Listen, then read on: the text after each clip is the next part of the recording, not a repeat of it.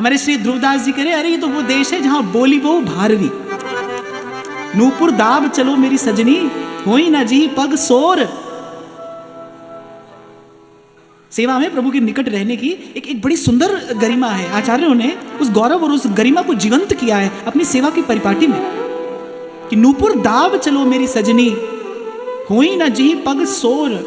किसकी सेवा में है? आपके इष्ट का, आपके आराध्य का स्वरूप कैसा है?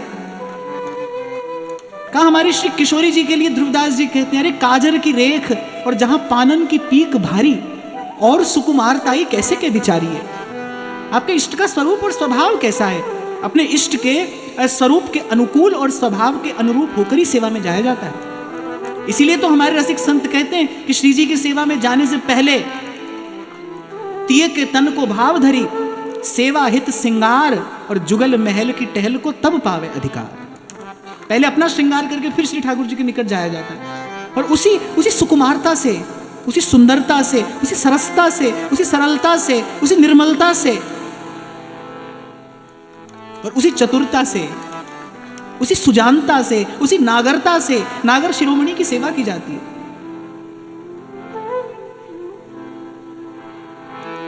वैसे तो भोर से सांझ अष्टयाम श्री गोवर्धन नाथ को दुलराने वाले आप सन्मुख बैठे हैं, पर मैं तो आपका दर्शन करके ये कह पा रहा हूं।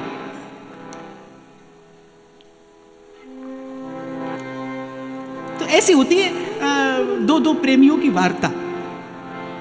आप हंसे उत्पाग मससी हरि।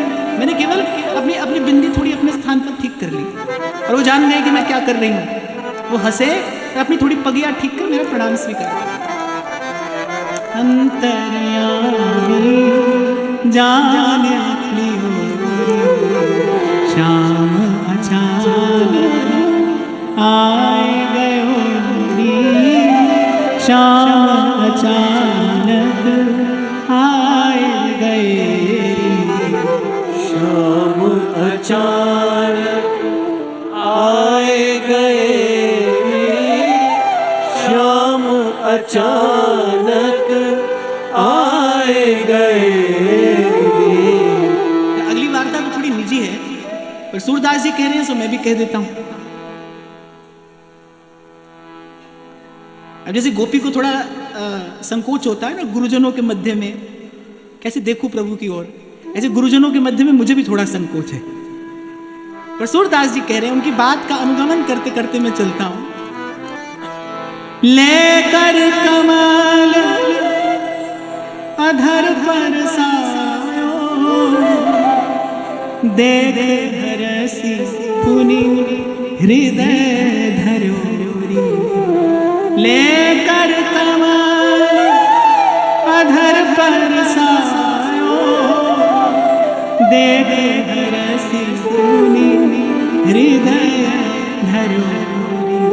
अच्छा, कमल का एक नाम कंज भी है, कंज। और व्याकरण की दृष्टि से कंज का एक अर्थ है कम ब्रह्म ज जायते इति कंज। ब्रह्मा जी की उत्पत्ति कमल से हुई ना, कमल पुष्प से। तो ऐसे ये भाषा का वैविध्य है, विद्वान लोग अपनी अपनी दृष्टि से अर्थ लगाते। कमल अर्थात जो निर्मल है,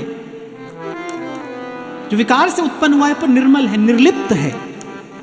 कमल अर्थात जो निर्लिप्त है, उस पर जल की बूंद ठहरती नहीं। ऐसे आप देखेंगे इस संसार में अगर कोई निर्लिप्त भाव है तो वो क्या है? प्रेम है। बाकी प्रत्येक भाव पर विषय का कीचड़ चढ़ जाता है, प्रेम पर नहीं चढ़ता। प्रेम निर्लिप्त है। और श्री लाल जी को विशेष प्रिय है, वो कमल नयन है, उनके कर कमल हैं, उनके चरण कमल हैं, कमल से उपमा दी जाती है। कमल विशेष प्रिय है। क्यों?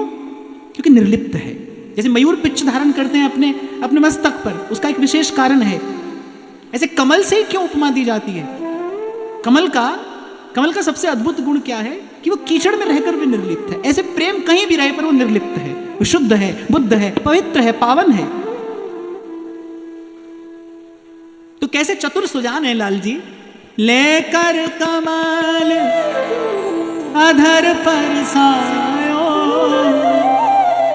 देख हरसी पुनि हृदय धरो रे।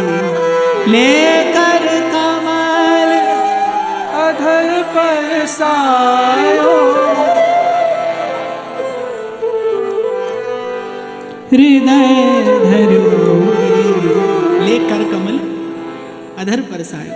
श्री ठाकुर जी ने अपने अधरों से उस कमल पुष्प का स्पर्श किया और फिर हंसते हुए उसे अपने हृदय से लगा लिया, अर्थात मुझे ये बता दिया कि तेरे प्रेम को मैं प्रेम से स्वीकार करके अपने हृदय में धारण करता हूं। कमल प्रेम का प्रतीक है। ले कर कमल अधर परसायो और देख हरसी पुनि हृदय धरोरी। चरण छुए दो नैन लगाए मैं अपने भुज अंक भरोरी। चरण छुए दो नैन लगाए मैं अपने भुज। अच्छा, गोपी भी कम चतुर नहीं है, वो भी अत्यंत नागर है। और जब श्री लाल जी ने उस कमल पुष्प को हाथ में लेकर अपने अधरों से उसका स्पर्श किया और फिर अपने हृदय से लगाया, तो वो भी कहती अब गुरुजनों के मध्य बैठी मैं क्या उत्तर दूं। चरण छुए दो नैन लगाए। अभी तो मुझे आपको करके बताना पड़ेगा, ऐसे मैं आपको कैसे समझाऊं। मैं अपने भुज अंक भरो, गाओ तो। चरण छुए दो नैन लगाए मैं अपने भुज अंक पर। आ गया हो महाराज। अब बहुत लोगों के बीच में आप बैठे हो, तो गोपी ने क्या किया मैं तो वो बता रहा हूं आपको। देखो अब आप गाओ तो मैं बताऊं। चरण छुए